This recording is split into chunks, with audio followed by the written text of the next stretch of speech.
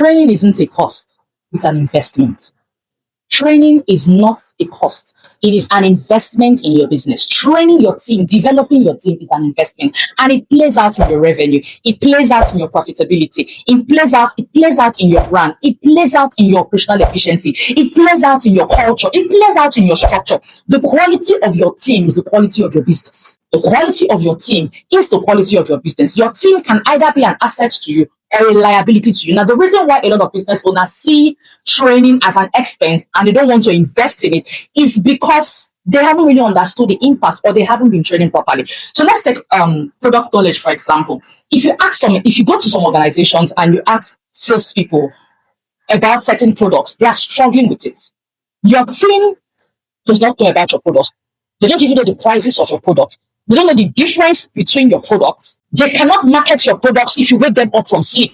Now, a team that will be able to sell is a team that can discuss your product even when you wake them up from sleep. This is just using your products or product knowledge as an example.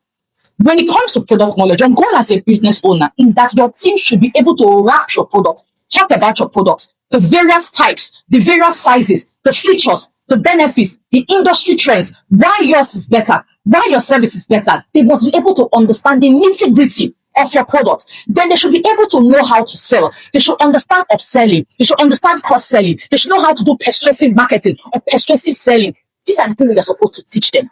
Do you understand? Your team should understand personal branding. They should understand customer experience and customer service. And then in the process of training, they must be able to understand how the knowledge of these things profits them first as employees, even before the organization. Your team can either be an asset or a liability. If you make trainings and development a culture, it will not bother you if people come or people go, because you just have that mindset.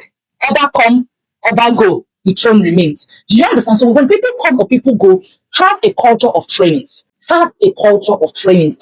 Product knowledge trainings, soft skill trainings, technical trainings, trainings that develop people, health trainings, financial trainings. Invest in it. Make it a lifestyle. If you cannot deliver it yourself, bring in people. But you must have an internal training culture, and then you can have people who come in to train your employees every now and then. But you see, product knowledge, your employees should be able to wake up from sleep and talk about your product. If you have not achieved that level of efficiency with your sales team or with your team entirely, there's a problem. There's a big vacuum. You are not making as much money as you ought to be making. I don't care how much you are making. You could have made more. Have a lovely day.